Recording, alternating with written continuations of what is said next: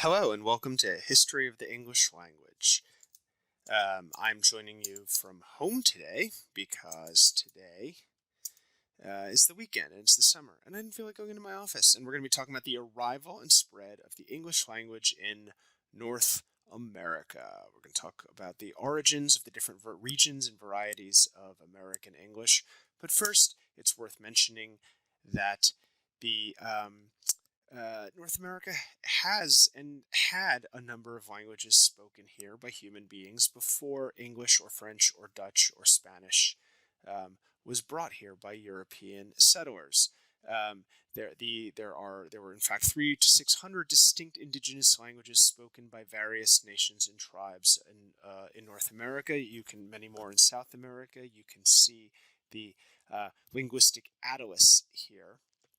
Some major North American language families included Algonquian, spoken up here in much of Canada, Sioux and Catawban, and the Sioux languages include the Kansa, Osage, and Omaha Ponca of our region here in the lower Midwest. And there's also Uto-Aztecan in the Southwest and Athabascan where is Athabascan spoken? I'm not sure, but within these language families, there are a number of distinct regional variations and languages in these families. When we speak about Indigenous people in North America, it's important to remember that they are still here. And many of these languages are still spoken, though many are in fact endangered. There's a link in this PowerPoint to a TED Talk by Ron Corn Jr. on the Menominee languages and the revitalization efforts and the meaning of that language to the culture of the Menominee people. Some families are still doing reasonably well, such as Navajo and Ojibwe, owing to relatively large populations and community efforts, including Indigenous language education programs and fights for legal recognition. And there are states within the U.S. where Indigenous languages are recognized as official languages.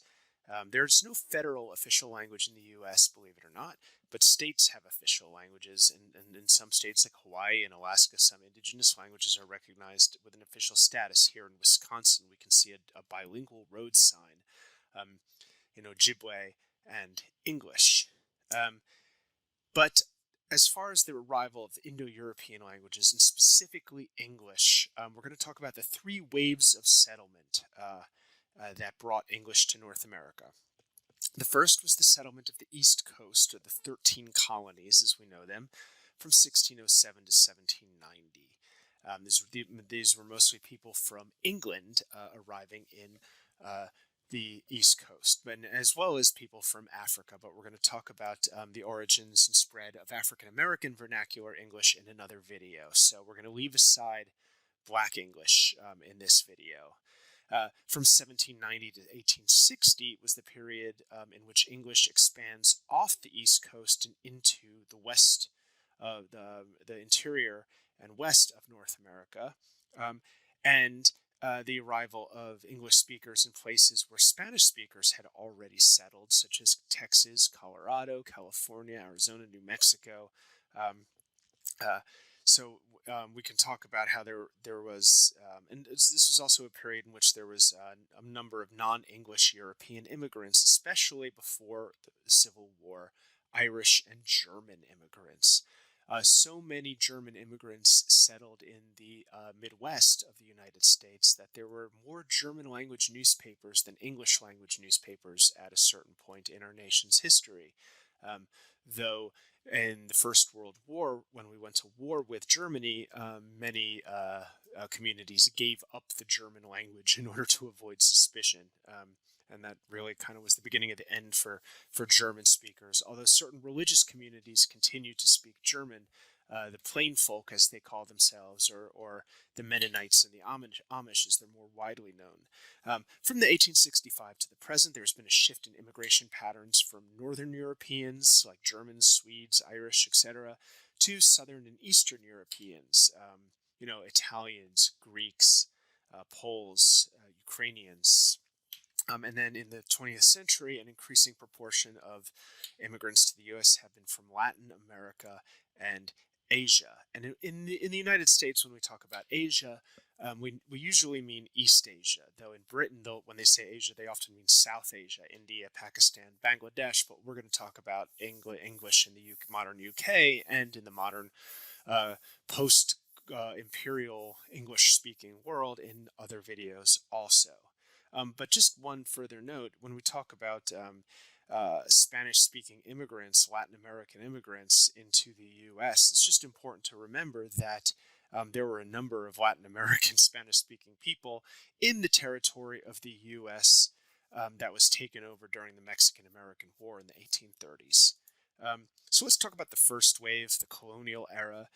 This is really important in sort of the prolonged, the enduring linguistic character of the United States and the accents that emerged here.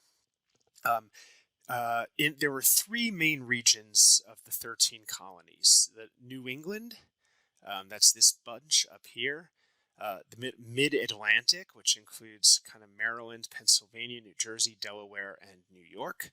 And then the South Atlantic, which is Virginia, and the Carolinas, and Georgia.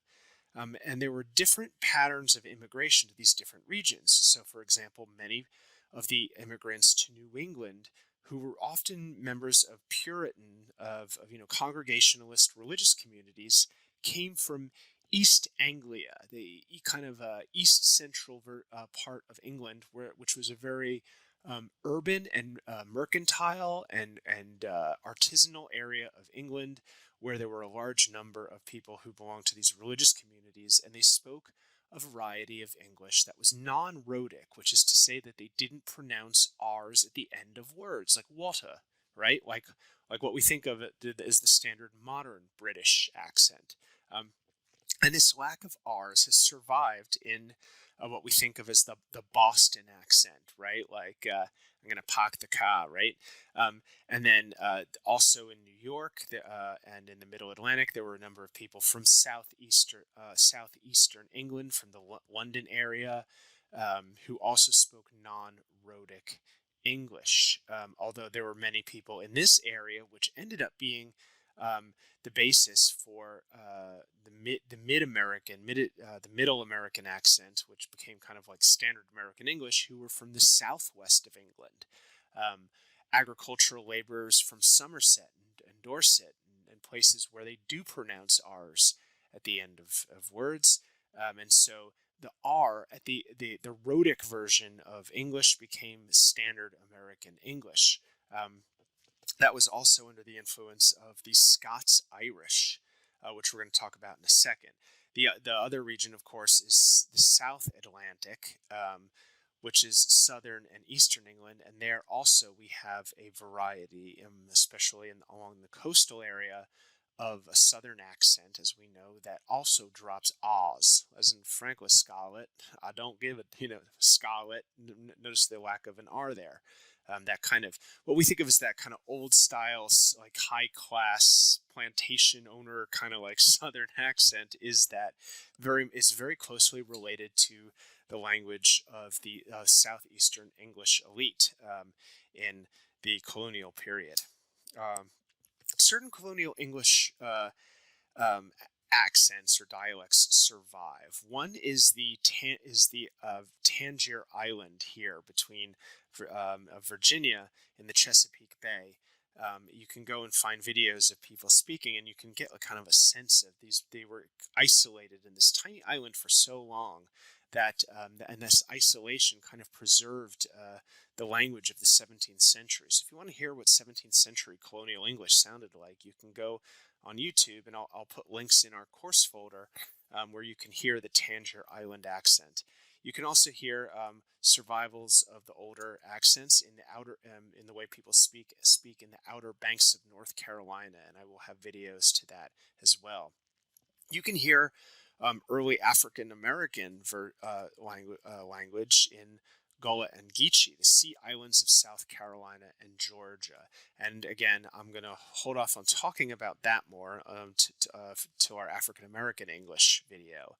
Finally, let's take things up to Canada and talk about the Newfoundland accent, where you can hear something not unlike the Irish that was Irish accent that was spoken in the 17th and 18th century, but also a kind of working class English accent of centuries ago that has been preserved in these long isolated communities. But despite these differences in the regions, American English is relatively uniform compared to British English. In British English, you drive 1 hour and the accents will change pretty drastically. And people in England will hear differences in some, like, you can tell like what part of Liverpool that somebody's from based on their accent. Um, American English is far more uniform than British English is, and this is for a number of reasons.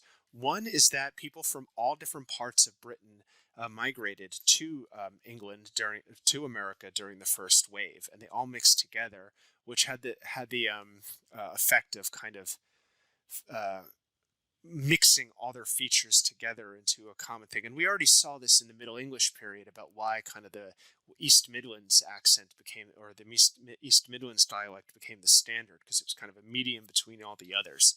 And this sort of happened in American English. It was a mixture of all different regional origins in Britain, from Scots-Irish to Southern to Southwestern. This was exacerbated by the mobility of settlers. Very often in the Old World, somebody in England might live their entire life within the sound of their village church bell. Once people got on a boat and moved across the Atlantic to get to North America, once you've already made that big a move, then you're going to move again. And if you go back and look at people's genealogical trees from early America, you'll find that there were people who went from New Jersey to the Carolinas to Georgia, back to New Jersey to New York, then to Pennsylvania, then they went out to Ohio. So the people moved around, and this kept accents from uh,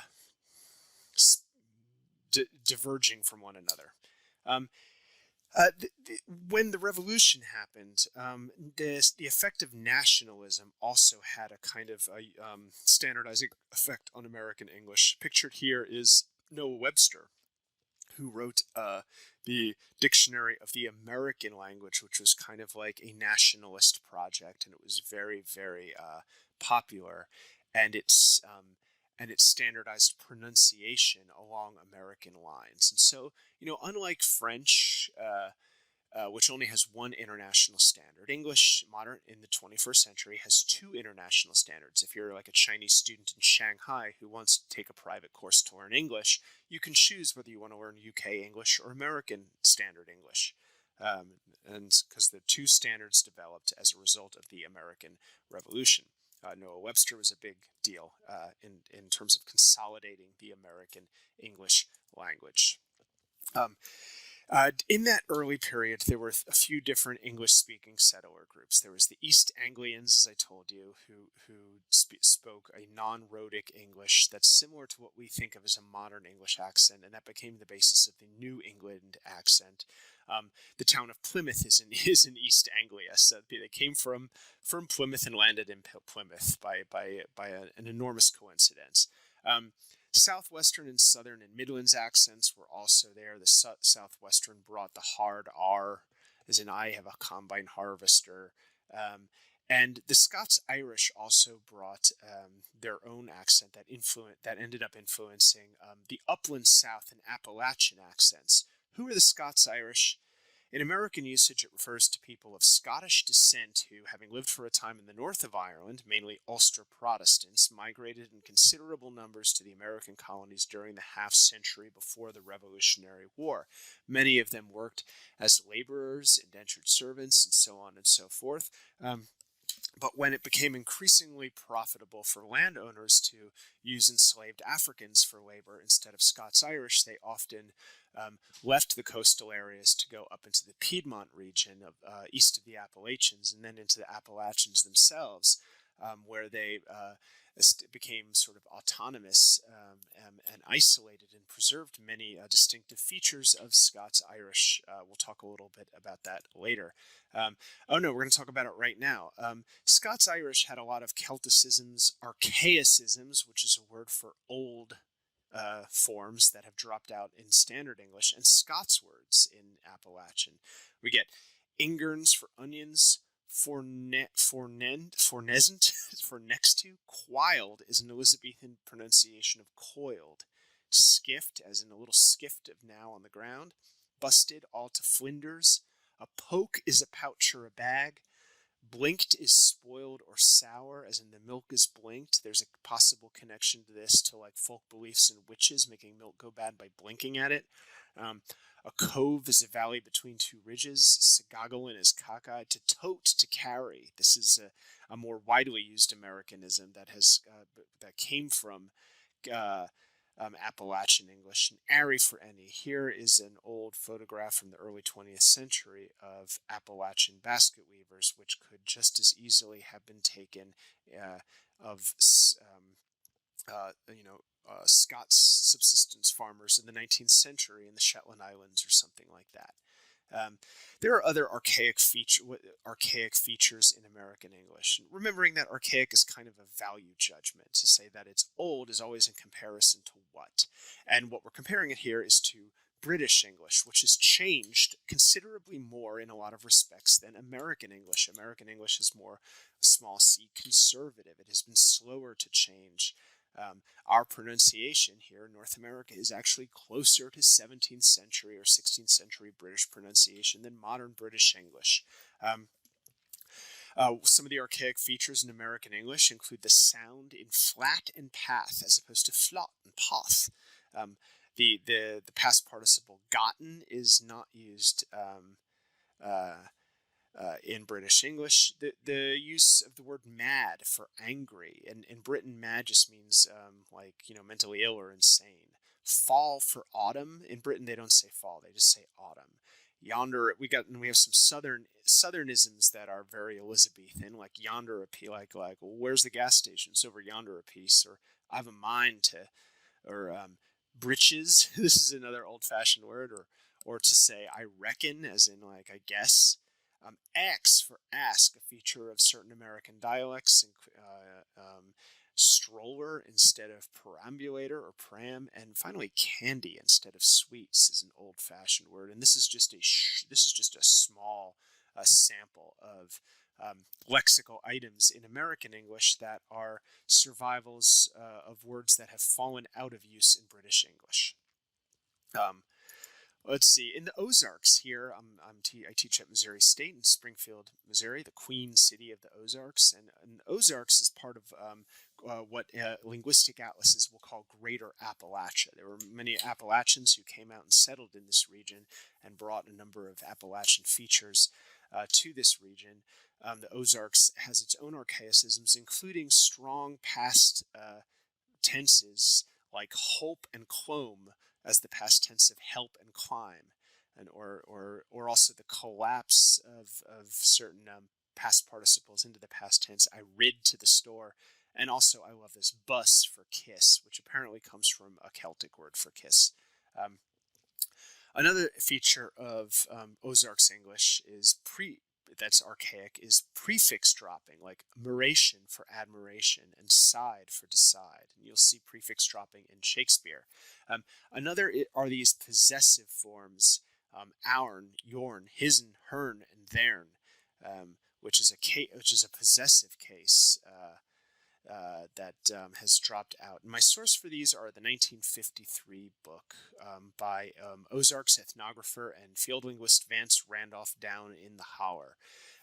Now, Randolph was talking to old people in the 1950s about features of Ozarks English that existed at the turn of the last century. And so a lot of these have dropped out. And you might hear old people who have lived relatively isolated lives in the holler. There's another good Appalachian. It's a version of hollow or a small valley.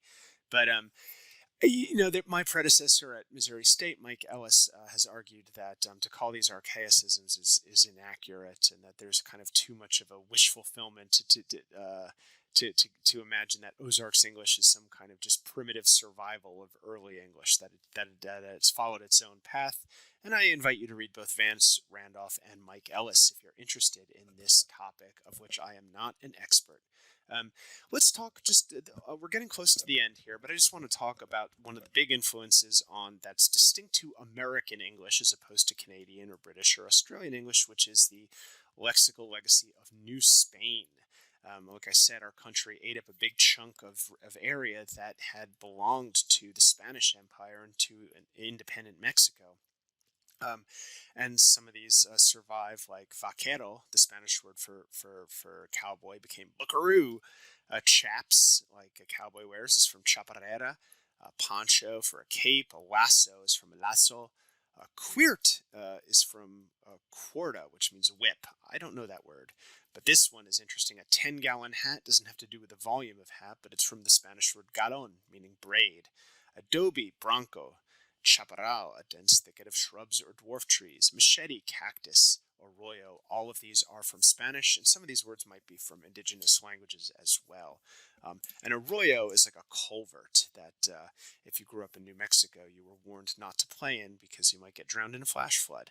Anyway, I think that's it for this video. Thank you for listening. I hope you've learned a little bit about the origin and spread of English in North America. A lot of this information is not in Ellie Van Gelderen, who is a wonderful source on British English and a wonderful source on English up to the modern period, but is not super comprehensive when it comes to the modern period and particularly to American English. So I hope you enjoyed learning more about the origins and distinct features of American English. In the next two videos, we're going to talk about different regional varieties that have developed in modern American English, and we're also going to talk about African American vernacular English.